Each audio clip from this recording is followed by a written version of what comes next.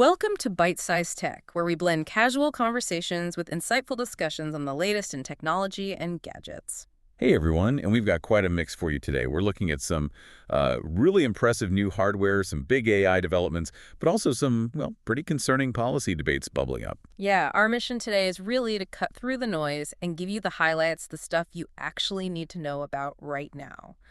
We'll hit three main areas. First, what's happening in the AI world, covering both policy headaches and, thankfully, some genuine productivity wins. Then second, we'll dive into the latest hardware. Think Apple's new M5 chip, a super stylish laptop that might have some catches, and the next stage in the smart glasses race between Meta and Samsung. And finally, we'll touch on connectivity, like getting decent Wi-Fi way up in the air, a potential Google Maps annoyance, and maybe the weirdest health gadget we've seen this year. So let's jump right in. That AI policy stuff sounds intense. It really is. Let's start with what some are calling the uncomfortable policy bite out of Michigan. There's a proposed bill, the Anti-Corruption of Public Morals Act. Oh, okay. That title alone sounds like something from another century. What's actually in it? Because it sounds broad. Oh, it's incredibly broad. We're talking about banning a huge range of online content, things like ASMR, some types of manga, AI-generated explicit stuff, and even depictions of transgender people. It's really far-reaching. Okay, that's the content side, but I heard there was something else, something about how you access the internet. Exactly. And this is the part that's got technologists really worried. There's a co-proposed ban on all legal use of VPNs, virtual private networks. US-made, foreign-made, doesn't matter. Wait, all VPNs. So they're trying to build a wall to stop people from getting around these content rules, kind of like what we've seen discussed for states like Texas or Mississippi. That seems to be the idea. But banning VPNs entirely, that goes way beyond just content filtering. It hits fundamental security and privacy. How would they even enforce that? Well, the proposal puts the burden on the ISPs, your internet service providers. They'd be required to detect and block VPN traffic. Yeah. And the penalties. Fines up to $500,000 for the ISP if they don't comply. That's huge. And you have to remember, VPNs aren't just for watching geo-blocked TV shows, right? They do so much more. Precisely. This is the key thing for you to understand. VPNs are crucial for basic online privacy, for protecting your identity online, stopping ISPs from tracking everything you do, and critically, keeping you safer when you're using public Wi-Fi, like at a coffee shop or airport. So banning them. You're basically telling everyone they can't use basic digital protection tools. It feels like a massive overreach, trying to control the tech itself, not just the content. It's unprecedented in the U.S. context, yeah. It cripples a standard security tool for everyone just to enforce potentially unenforceable content rules. Yeah? Big constitutional questions there about state versus federal power over the internet. Okay, moving from attempts to restrict digital creation, let's talk about creators dealing with AI using their likeness without permission. This keeps happening, right? Like with Bryan Cranston. That's right, the Breaking Bad actor. He apparently found videos using his likeness on OpenAI's Sora 2 video platform. One even showed him taking a selfie with Michael Jackson, which is bizarre. And he definitely hadn't opted in or given consent. So what did OpenAI say? Another oops or bad? Pretty much. They expressed regret, said they'd strengthened their guardrails, and repeated their promise that, all artists will have the right to determine how and whether they can be simulated. But it feels like they're always playing catch-up, doesn't it? The tech moves so fast. It absolutely does. And you see the potential for misuse immediately, especially in politics. Didn't former President Trump share some weird AI video? Yeah, one depicting him as King Trump, raining down metaphorical excrement on protesters. Classy. And wasn't there a music copyright issue with that too? There was. It used Kenny Loggins' Danger Zone. Loggins quickly asked for it to be taken down, citing unauthorized use. So even with political figures sharing stuff, copyright holders are pushing back. Okay, so while some are trying to lock things down or misuse AI, others are actually using it to make things better, like more productive. Tell me about Claude Skills. This sounds interesting. Yeah, this is a positive development. Claude Skills is a new feature from Anthropic. Think of them as reusable sets of instructions you can give the AI, little mini assistants for specific tasks you do often. Okay, like custom commands. Sort of, but smarter. Claude figures out from the context of your request which skill to use automatically, so you don't have to keep writing out the same long, detailed prompt every single time. It saves a ton of repetition. Give me an example, like if I always format my weekly meeting notes a certain way. Exactly.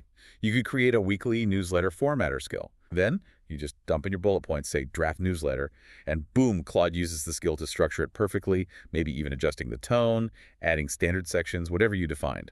Or for presentations, like making sure the branding is right. Perfect example, a slide deck brand styler, Mm. or a press release generator that automatically uses AP style.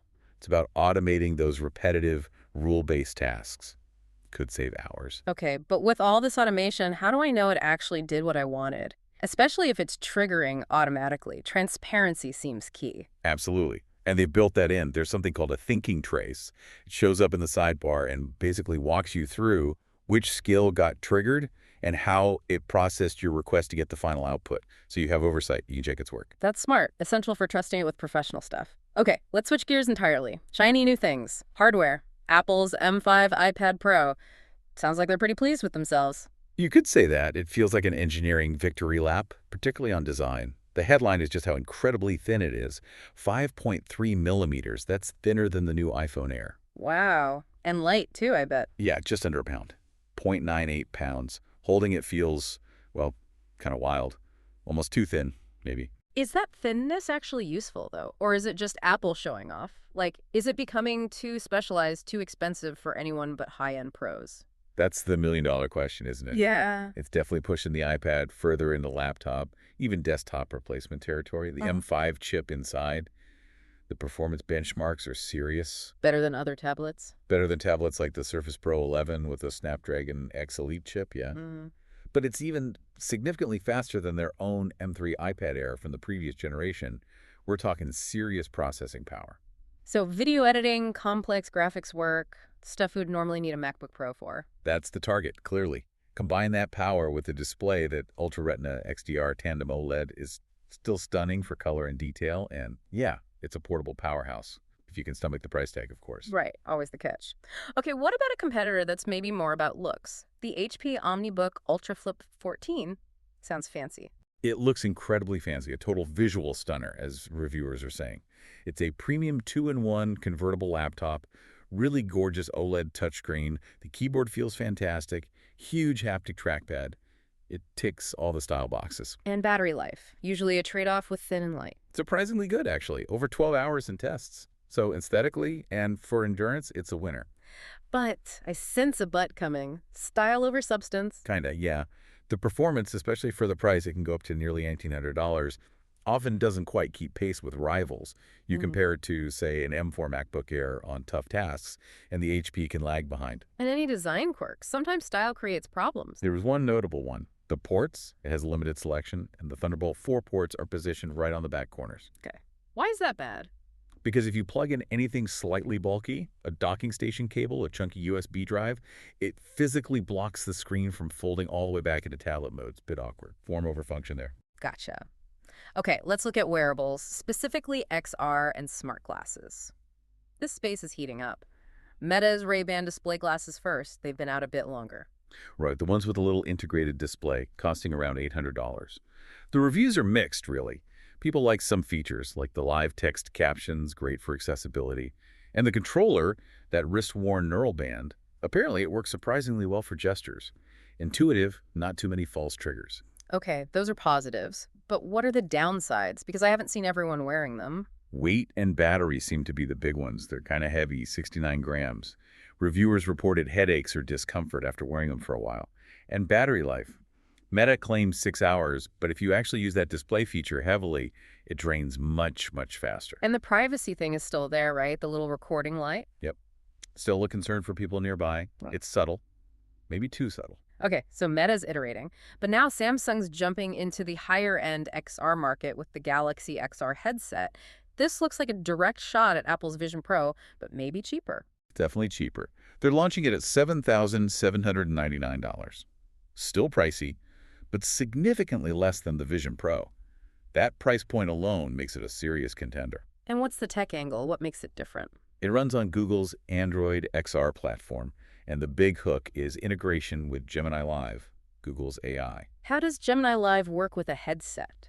The idea is that the headset uses its camera as what it's seeing, and Gemini Live can understand that visual input in real time. It knows what you're looking at, what you're doing. So it can actually help you do stuff based on what you see, not just show you things. Exactly. Think about pointing it at, like, a broken dishwasher. Gemini could potentially identify the model, suggest what's wrong, maybe even pull up the repair guide, all based on seeing it. That's the promise. Plus, optimized apps like immersive Google Maps, and they're aiming for a lighter design, around 545 grams. That sounds genuinely useful, potentially more practical than just entertainment. Okay, let's move up, way up, to 35,000 feet, Starlink Wi-Fi on United Planes. This sounds like a game changer. It really, really is. Huge news for anyone who flies regularly. The first big thing, it's free for everyone on the plane. Free is good. What else? It's available gate to gate. You don't have to wait until you're cruising. You can connect basically as soon as you board. Okay, free and always available. But is it actually fast? Because plane Wi-Fi is usually terrible. That's the amazing part. Tests are showing download speeds between 150 and, get this, almost 300 millipees at cruising altitude. Wow, that's faster than my home internet. But what about latency? That's the killer for video calls or gaming. Incredibly low, like 30 to 45 milliseconds. That's terrestrial broadband speed. People were playing online games on the test flights with no lag, streaming 4K video, doing smooth video calls. It actually works. It makes flight time actually productive time, or properly entertaining time. That honestly might make me choose one airline over another. Okay, from smooth sailing in the air to potential frustration on the road, Google Maps might be changing how you add stops. Yeah, this can be annoying for some people. Yeah. It's about when you're already driving and decide you need to quickly add a stop, like for gas or coffee. Okay, what's the current way? Right now, it usually shows potential stops on the map along your route, so you can quickly glance and see, okay, that gas station is right off the exit, easy, or nah, that one looks like a complicated detour. You use the visual map context. Makes sense. So what's the change they're testing? Instead of showing them on the map initially, it might just show them in a list that you have to pull up from the bottom of the screen. Ah, so you lose that immediate visual sense of where it is relative to your route? You have to read a list while driving? Potentially, yeah. It removes that quick visual judgment. You have to tap, scroll, read, then maybe see it on the map. Seems less intuitive and potentially more distracting when you're trying to make a quick decision on the highway. Could be frustrating. Yeah. I can see that being annoying. Okay, we've done productivity, hardware, connectivity. Let's end with something different. The Kohler Dakota, a $600 toilet accessory. Yes, the toilet health tracker. Kohler is really pushing into this smart home personal wellness space. This device clamps onto the rim of your toilet bowl. Okay. Why? What does it do there? It has an optical sensor that, well, it analyzes your excretions and secretions, as they put It it. analyzes my what now? What is it looking for? It's looking for things like trace amounts of blood, indicators related to gut health, and your hydration status, apparently, all from analyzing what's in the bowl. And it sends this somewhere. How does it know whose coat? It's analyzing if multiple people use the toilet. That's where it gets even more personal. You have to sign in using a fingerprint sensor on the device. Wait, I have to give my toilet my fingerprint just to tell me if I need to drink more water. It feels like a line has been crossed.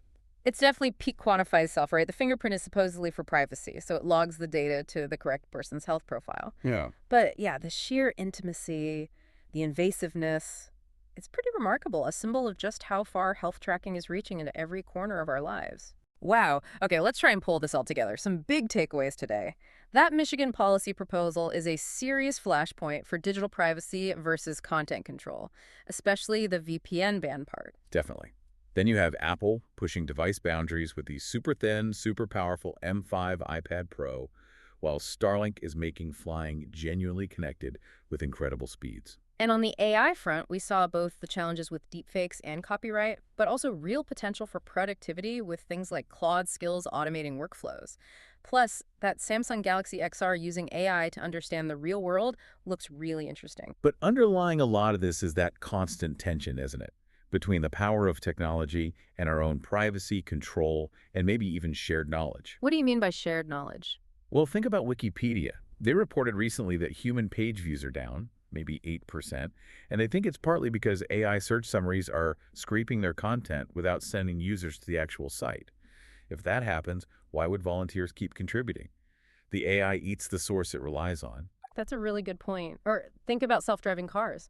Waymo talks about reducing accidents, which is great, but they're also under investigation because one of their cars in Atlanta apparently didn't stop properly for a school bus with kids getting off. Exactly. So as we rely more on these incredibly complex systems, whether it's AI summarizing information or AI driving a car or even AI analyzing your toilet, we constantly need to ask, where does the responsibility lie when things go wrong? When knowledge erodes or safety fails, that's something you, the user, need to keep thinking about. Thanks for tuning in to Byte-Sized Tech. If you enjoyed this episode, like, comment, share, and subscribe for more fun tech discussions.